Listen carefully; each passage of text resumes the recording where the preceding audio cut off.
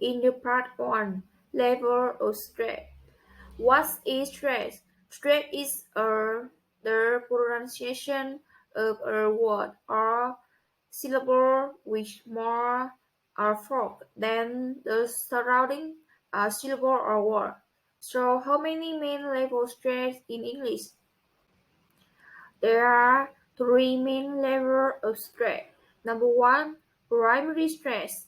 Number two, secondary stress. Number four, unstressed.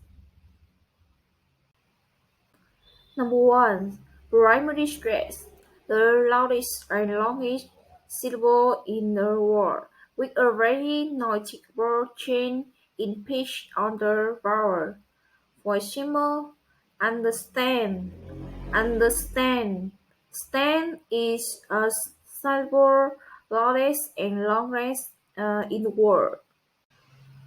Two, secondary stress. There are the syllables which are stressed, but not as much the primary stress, so they are low and long with a change in pitch, but not as low or as long as the syllable that gets the primary stress. For example, understand, understand, and is secondary stress. 3. Unstressed. Syllables that have no stress at all so withdraws through them and shorten the vowel until it is also completely gone. The change in pitch on the vowel is barely noticeable, but it is there. For example, understand, understand, there is unstressed. Now let's look at the four-syllable word absolutely. Absolutely. Da-da-da-da. Absolutely. The stress pattern in this word is secondary stress, weak stress, primary stress, weak stress. Absolutely. Da-da-da-da. Absolutely. Now we come to word stress placement. Word stress consists of two-part Greek stress pattern on simple word and derivative word, and stress pattern on compound word. So first, we'll talk about stress pattern on simple word and derivative word. It moves to syllable noun and adjective. The primary stressor or the first syllable, the penultimate exam, happy, clever, pleasant, water, increase. Syllables. And I've given you quite a lot of examples. On the left, you can see all the nouns, and on the right, the adjectives. Now, and all of them have exactly two syllables, and I've shown you the syllable boundary with an orange period mark. So we have water, apple, etc., and then little, happy, etc. Now, I will be saying the words, and I want you to listen carefully and see if you can identify the stress. Water, apple, table, garden, little, happy, early, perfect. So hopefully you were able to hear the stress is on the first syllable. Remember what I told you in my first video. Word stress always means a syllable is slightly longer, louder, and there's a change in pitch. Usually it means there's a higher pitch. So water and not water, or little and not little. That would really make a big difference, and it would sound very different. So what we can say is the rule is common nouns and adjectives with two syllables are usually stressed on the first syllable. And important to remember is usually, because of course there are exceptions. Native English noun and adjective having two syllables take penultimate stress, whereas main stress of two syllable words is penultimate. This rule is a way to form verb ending in ate, second. Create, correct, donate, relate, violate. Word ending IC or TION or SION have the penultimate stress second. Economic, academic, decision, location, conversation. Word ending CL, TL, PHL, DL, ATE, texture anti-penultimate stress second. Democracy, technology, practicality, photography, zoology. A polysyllabic verb and adjective ending ate, son, graduate, estimate, accumulate, and some words are just lying. Number 4. Many suffix ending typical text unit strat. AIN, EER, ETTE, IQUE, or EAQUE, EEOON. Typically, an English compound words have to pass the different words combined together, and the identification of primary chat can be based on its morphological structure. We're going to the first chat on the first pass. For compound nouns, the first pass is heavily stressed if their structures are as follows. First is noun plus noun. We have MC, waterfall, flight attendant. For noun plus verb ing, we have bird watching, filmmaking, and headhunting. For verb ing plus noun, we have sitting room, melting pot, and helping bird. For verb plus noun, we have Google Boss, pickpocket, and killjoy. For compound adjective, we have this combination have the primary set on the first component. Compound adjective is usually written as one word: airtight, carefree, and praiseworthy. For noun plus inform, we have time-consuming and fee-paying. For noun plus participle, we have peer-shaped and health-related. Is pastoral message on the second part. Compound nouns, the second part is primarily stressed in the zip partner. Adjective plus noun, we have deep state, fast food, and center bank. Adjective plus verb ing, we have global warming, center heating, and soft landing. Past participle plus noun, we have lost property, controversy, election, and inverse markets. Compound adjective, primary stress fall on the second part in the following structure. Noun plus adjective, fat free, snow white. Adjective noun, we have long term and full length. Verb or adjective plus past participle, we have full round, long side.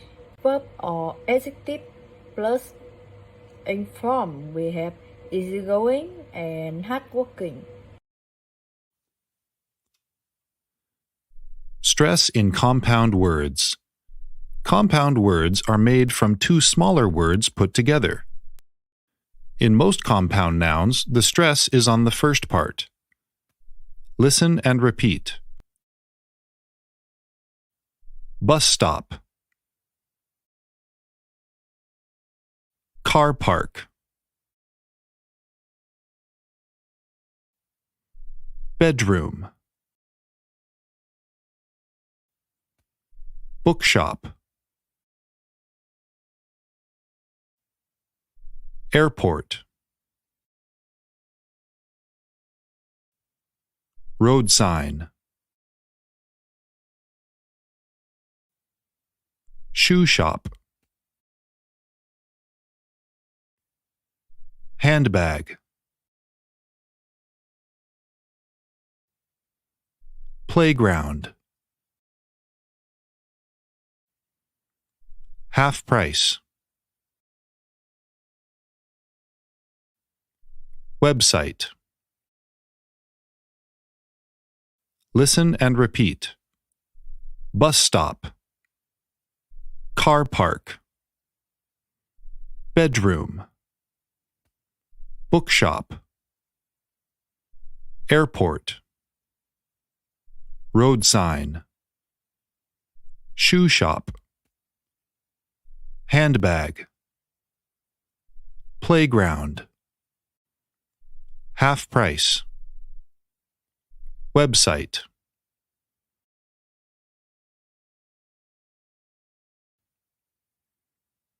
I parked in the car park next to the playground. The airport is not very far from our house. I'll meet you at the bus stop. The phone charger is in the bedroom. The handbag is handmade.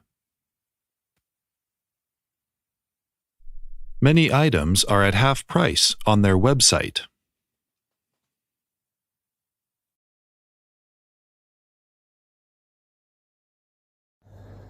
Hello, now let's come to the weak form and strong form. In English, there are certain words that can be pronounced in two ways, known as weak form and strong form. Most words that have both weak and strong form belong to a category called grammatical or function words. Now, let's watch the video below to understand the strong and weak form. Strong and weak forms. Now, the strong form of a word is the word said in isolation. When we stress it, it's clearly pronounced and none of the vowels are reduced. The weak form, however, is the word when it's unstressed. Vowels are reduced, sounds changed, some are even dropped, and it sounds very different, but that's the one that you hear most of the time. Think of the word has. This is the strong form, has, but very often it becomes has or even is. And that are the weak forms. Think of it as a selfie. The strong form is the selfie, all sexy and pretty, great lighting. But the weak form, that's you, that's reality, that's what you have every day. Hopefully that will help you to remember the difference between strong and weak form. The weak form is the usual pronunciation. It's used when the word is unstressed. The strong form is used only when the word is stressed. Without stress and unstressed syllable individual words, something similar happens in complete sentence. Look at the example on the screen. Where are you from? And I'm from London. From in sentence 1 is stressed, and from in sentence 2 is unstressed. So, which words have weak and strong form? There are prepositions, auxiliary verb, modal verb, pronouns, possessive adjective, possessive pronouns, conjunctions, article. Now look at example about modal verb and article. Next are prepositions and auxiliary verb. And which words only have strong form? There are nouns, main verb, adjectives, adverb. Or when the weak form becomes strong? Once the end of the sentence. Example, where are you from? True, negative. Example, I can't speak German. 3. Auxiliaries or modal verbs substitute or include the main verb. Example, I can't speak German, but my friend can. 4. Double stress for emphasis. Example, I didn't crash my car. Sentence shape can be defined as a prominent with or more words in a sentence are pronounced as opposite to the other words in the same sentence. It can be said that sentence shape is the music of spoken language as it is what gives English rhythm or beats. Normally, content words are stressed and grammatical or function words are unstressed. In other words, English lets you put the stress on different words or parts of words to change the meaning of the whole sentence. You can make some information more important than the rest of the sentence through sentence stress. In English, we have content words and structure words. You can think about it in terms of strong and short bits.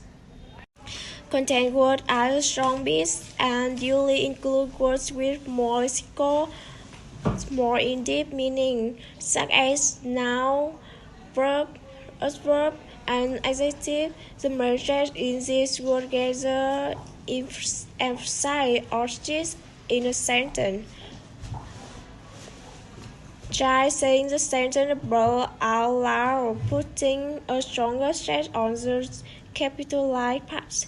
You can even drum the beats on the table, hitting harder as you say the stressed words.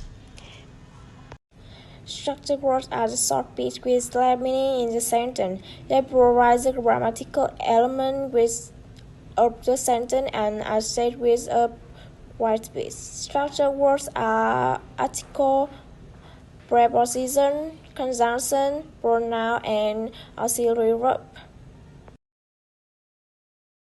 Look at a sentence. How about we go for a coffee this afternoon? In this sentence, there are two kinds of words. Let's call them content words and grammar words. Content words give you the meaning of the sentence. The content words here are go, coffee, this, and afternoon. If you don't hear these words, you won't understand the sentence. Grammar words don't carry meaning. They're grammatically necessary. They connect the content words together. Think about it this way.